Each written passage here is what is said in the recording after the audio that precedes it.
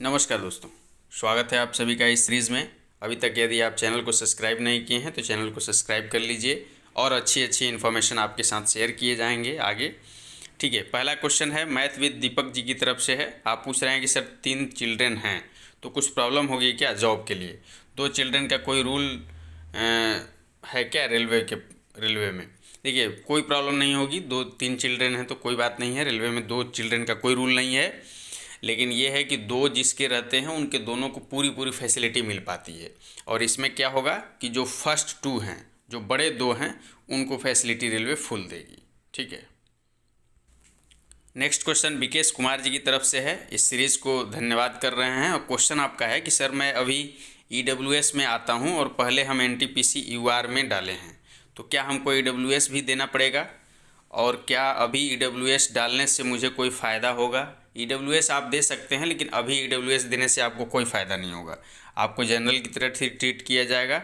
EWS या आप दे सकते हैं, हो सकता है वो लोग एक्सेप्ट करें या ना करें, लेकिन उससे अभी कोई फ़ायदा नहीं होगा। ठीक है। और बाद में भी ईडब्ल्यूएस से कोई फ़ायदा नहीं होता है, क्योंकि ओबीसी, ईडब्ल्यूएस और जनरल को सबको एक साथ मान करके प्रमोशन दिया जाता है। एससी एसटी में डिफरेंस किया जाता है, बाकी ओबीसी, जनरल और ईडब्ल्यूएस सबको एक समान लिया जाता है। नेक्स्ट क्वेश्चन सज्जन कुमार जी की तरफ से है। आप पूछ रहे हैं कि डीबी में ग्रेजुएशन सेशन के साथ किसी कोर्स सर्टिफिकेट लगा सकते हैं, like computer certificate, ITI certificate. ITI certificate का कोई मतलब नहीं है, कंप्यूटर सर्टिफिकेट का भी बहुत ज़्यादा मतलब नहीं है, लेकिन साथ में यदि है कंप्यूटर तो कंप्यूटर को लगा सकते हैं कि कंप्यूटर पार्ट टाइप में आप शाम में भी कर सकते हैं, जैसे भी है। आईटीआई को नहीं लगाइएगा, आईटीआई से कोई फ़ायदा भी नहीं मिलने वाला है आपको, और लगाने से और परेशानी बढ़ सकती है यदि साथ में है तो। ठीक है, कंप्यूटर सर्टिफिकेट लगा सकते हैं। नेक्स्ट क्वेश्चन रजनी ककड़िया जी की तरफ से है। आप पूछ रहे हैं कि वायरलेस पीएसआई बेस पे 39,900, ठीक है, 5 ईयर फिक्स पे 39,900 पर Gujarat state versus station master RRB Ahmedabad में से कौन सा जॉब सेलेक्ट करूं? एसएम में फैमिली लाइफ कैसी रहेगी? फैमिली लाइफ सब ठीक रहती है। एसएम में आप दोनों ज्वाइन कर सकते हैं, जैसी मर्जी आपको, जो पहले ज्वाइनिंग आ जाए उसको ज्वाइन कर सकते हैं, दोनों में कोई दिक्कत नहीं है। ठीक है। एसएम की लाइफ की बात है तो 8 घंटा ड्यूटी कराई जाती है आपको, और 8 घंटा ड्यूटी के बाद आप पूरी तरह फ्री हैं फैमिली के लिए। ठीक है, तो एसएम को आप ज्वाइन कर सकते हैं, चूँकि वहाँ फिक्स है। अब अलाउंस के बारे में पता नहीं है, रेल काफ़ी अलाउंस देती है आपको। शिवशंकर सिन्हा जी की तरफ से क्वेश्चन है कि मेरा सीजीएल से ऑडिटर कैग में हुआ है और सीए में भी है, तो कौन सा ज्वाइन करना सही रहेगा? कारण सहित एक्सप्लेन कीजिए। तो शिवशंकर सिन्हा जी, दोनों बेस्ट पोस्ट हैं। ठीक है, इसको कुछ लक पर भी छोड़ दीजिए, जिसकी पहली ज्वाइनिंग हो जाए उसको ज्वाइन कर लीजिए। ठीक है, दोनों में बहुत ज़्यादा डिफ्रेंशिएट नहीं हो पाएगा, क्योंकि एक में आपको 4200 मिल रहा है, एक में आपको 2800 मिल रहा है, और इसमें भी सुविधाओं में दिक्कत नहीं है, सीए में भी, और सारी चीज़ें अपने अनुरूप हो सकती हैं। आप कमर्शियल इंस्पेक्टर बन सकते हैं, तमाम स्कोप हैं इसमें। ठीक है, और केक तो अपने आप में है ही है, तो दोनों को छोड़ दीजिए। यदि केक बहुत अच्छा लगता हो तो वहाँ जा सकते हैं, नहीं जिसका पहले ज्वाइनिंग आए, या फिर जो नियरेस्ट हो आपके, जहाँ रहते हो वहाँ से जो नियरेस्ट हो, तो ऐसे डिफ्रेंशिएट करके आप ज्वाइन कर सकते हैं। दोनों में अलग अलग अलग करना है कि कौन सी अच्छी है, बड़ा टफ काम है इसमें। ठीक है। नेक्स्ट क्वेश्चन हरी भावरिया जी की तरफ से है। आप पूछ रहे हैं कि सर चेन्नई जोन से हूँ, लेकिन मेरा ज्वाइनिंग अभी तक नहीं आया है, क्या हमें सभी डॉक्यूमेंट बनवा कर तैयार कर सकता हूँ क्या? तो देखिए, चेन्नई जोन से आप लोग हैं, तमाम लोगों के नहीं आए हैं ज्वाइनिंग, और तमाम लोगों के कमेंट हैं कि भाई ज्वाइनिंग नहीं आए हैं। तो आप बात को समझिए कि जो ज्वाइनिंग भेज रहा है वो ओनली चेन्नई डिवीज़न भेज रहा है। ठीक है, और चेन्नई बोर्ड में आपका त्रिवेंद्रम है और स्लेम डिवीज़न है, ये तीनों का भी दोनों का और का ज्वाइनिंग लेटर नहीं भेजा जा रहा है। ठीक है, तो ज्वाइनिंग लेटर जब भेजा जाए तब बनवाया जाएगा डॉक्यूमेंट, अभी बनवाने की कोई ज़रूरत नहीं है। और जिनका ज्वाइनिंग लेटर नहीं आया है उनका ज्वाइनिंग लेटर आएगा, हो सकता है कि उनको चेन्नई डिवीज़न न मिला हो।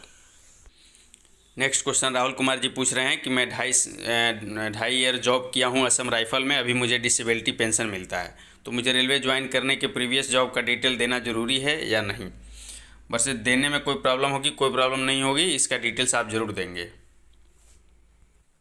नेक्स्ट क्वेश्चन असीम दास जी का है। आप पूछ रहे हैं कि आरआरबी सिलीगुड़ी से स्टेशन मास्टर में सेलेक्ट हूँ। मेरा सवाल यह है कि एसएम के डीबी में 6 मंथ का एक्सटेंशन लेने के लिए क्या करना पड़ेगा? ठीक है। किसी का मेडिकल ग्राउंड अगर दिखाना हो तो क्या कोई प्रूफ मांगते हैं और कौन सी ग्राउंड पे एक्सटेंशन मिल सकता है। एक तो एजुकेशनल ग्राउंड पर भी मिल सकता है, कहीं आदि यदि आपका डिग्री कोर्सेज में एडमिशन हो तो वहाँ से भी ले सकते हैं कि भाई कोई मान लो आप एमएससी कर रहे हो, पीएचडी कर रहे हो, तो वहाँ से भी आप ले सकते हैं।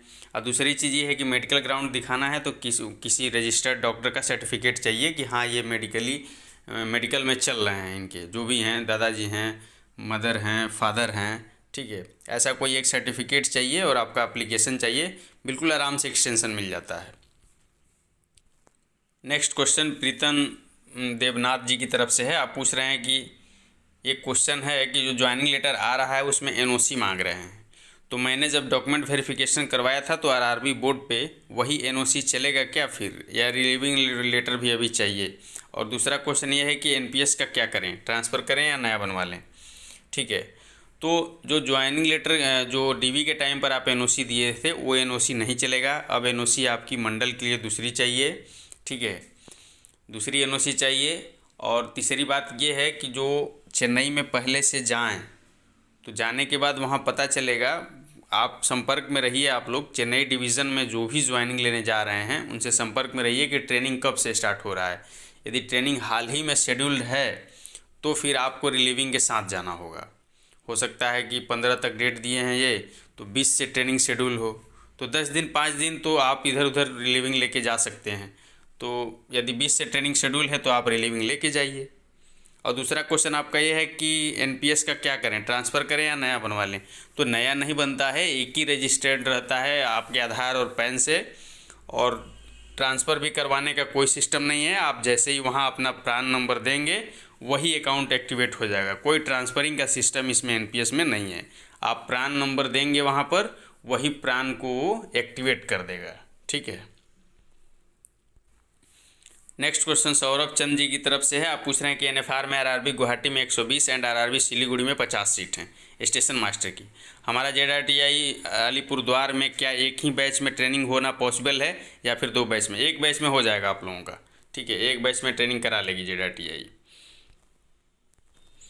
नेक्स्ट क्वेश्चन सेठी जी की तरफ से है। आप पूछ रहे हैं कि रेलवे में प्रमोशन में रिजर्वेशन देखा जाता है या नहीं, ट्रेनिंग के टाइम पर मेरिट बनता है उसमें SC ST का रिजर्वेशन कुछ होता है या नहीं।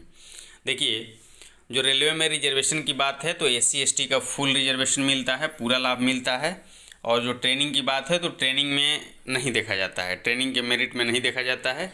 ट्रेनिंग की मेरिट वैसे बनती है, और ये जो रिजर्वेशन है SC ST का वो जॉब में देखी जाती है, प्रमोशन में देखा जाता है। नेक्स्ट क्वेश्चन पीयूष सिंह जी की तरफ से है। आप पूछ रहे हैं कि ट्रांसफ़र सर्टिफिकेट के बारे में वीडियो बनाइए, और कोई बोल रहा है कि जहां लास्ट पढ़ाई किए हैं वहां की टीसी कोई कह रहा है कि आरआरबी वालों के लिए है। प्लीज़ कुछ समझ में नहीं आ रहा है।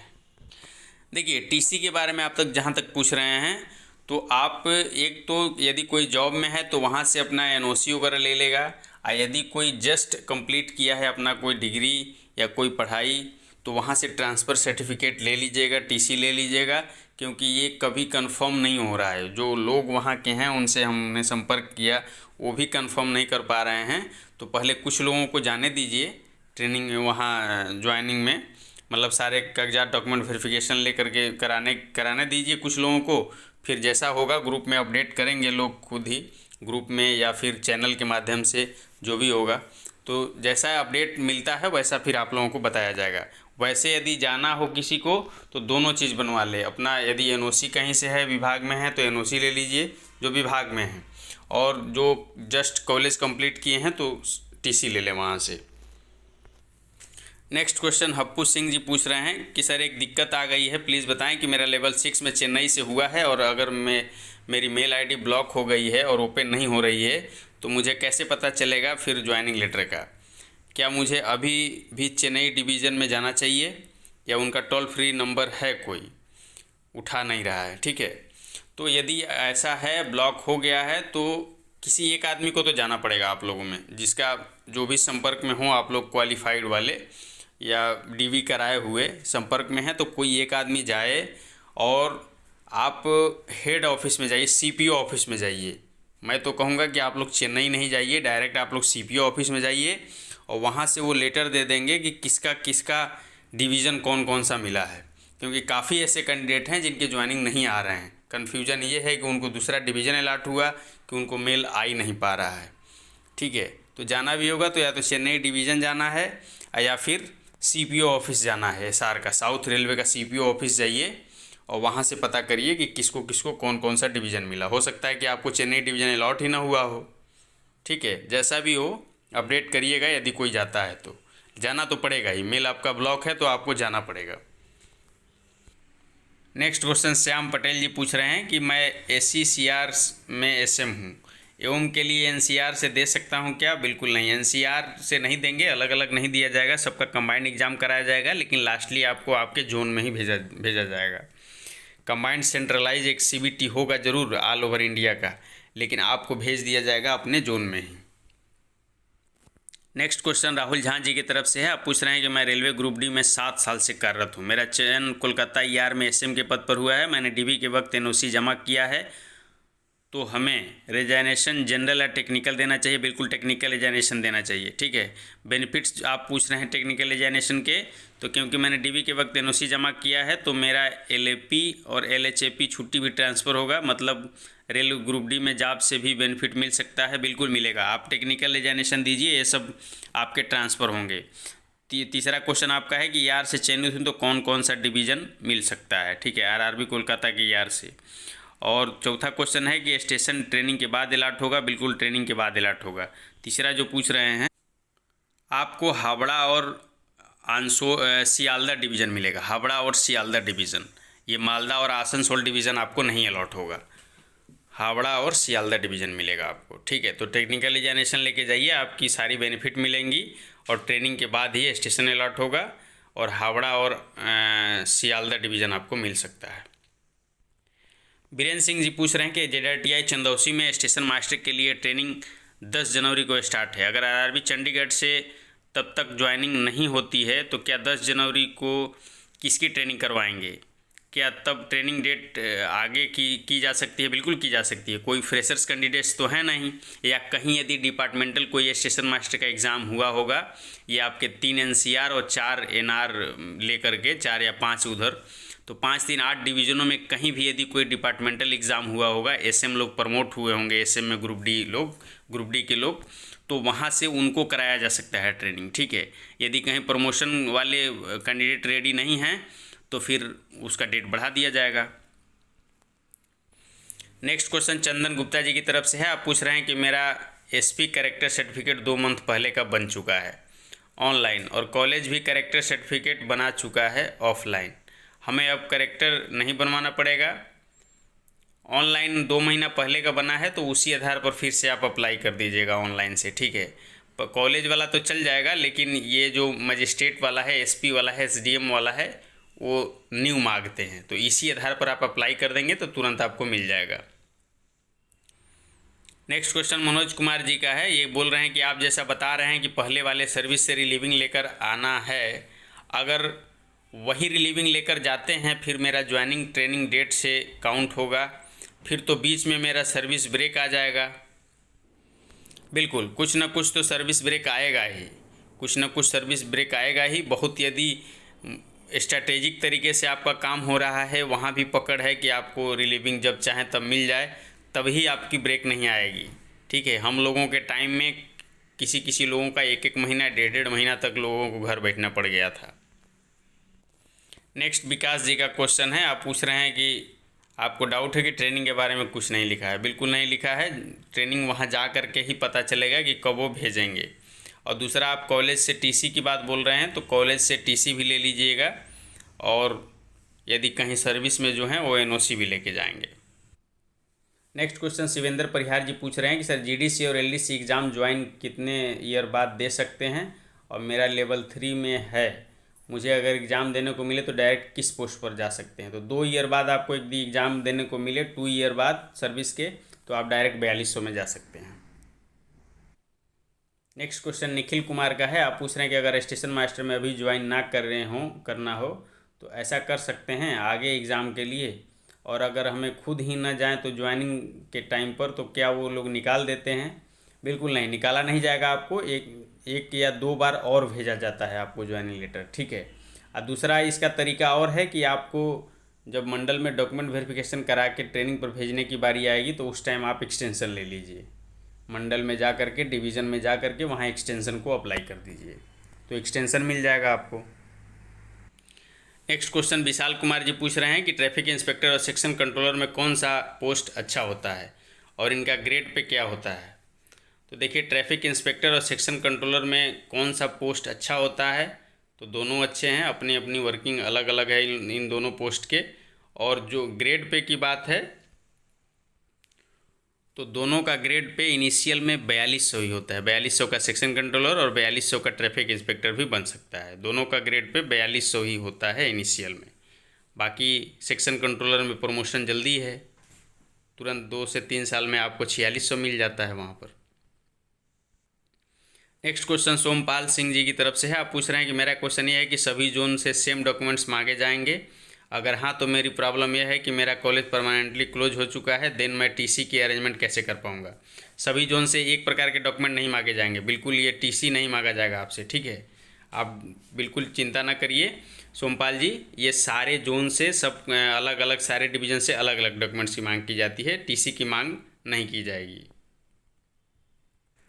नेक्स्ट एक मीना जी का क्वेश्चन है। आप पूछ रहे हैं कि एसबीआई में जीरो बैलेंस अकाउंट था, तो मैंने पूछा कि मेरी जॉब लग गई है रेलवे में, तो मुझे कौन सा अकाउंट सही रहेगा। तो बोले कि जीरो वाले अकाउंट को बंद करा कर रेगुलर सेविंग अकाउंट ओपन कर दीजिए।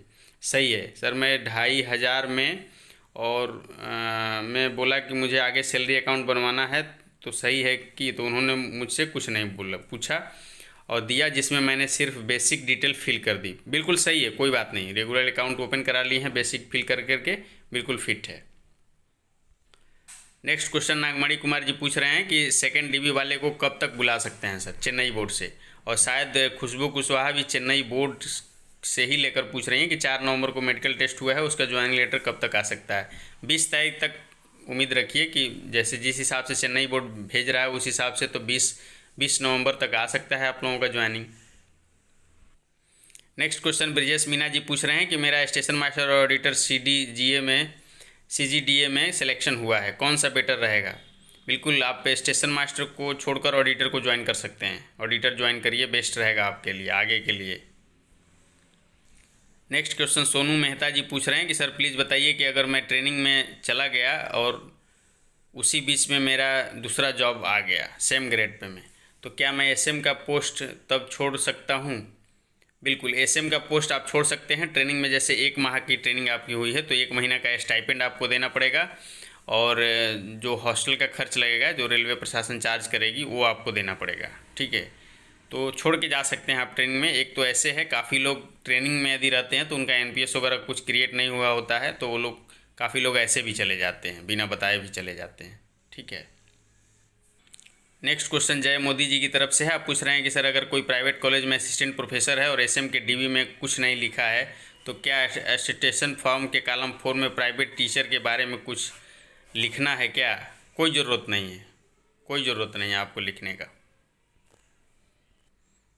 नेक्स्ट क्वेश्चन मनीष राजवंशी जी की तरफ से है। आप पूछ रहे हैं कि मुझे RRB से मेल आया है कि कास्ट सर्टिफिकेट के रेस्पेक्ट में मैंने फॉर्म भरते टाइम अपने जाति में KEVAT लिखा था, और SDM से जब सेंट्रल वाला बनवाने के लिए गया तो उस पर भी KEVAT लिखा, पर अब मेल आया है कि आपको KEWAT लिख कर बनवाना है, लाना होगा। मुझे SDM सर के द्वारा KEVAT को कट करके KEWAT लिख कर 2 जगह साइन सील कर दिया गया है।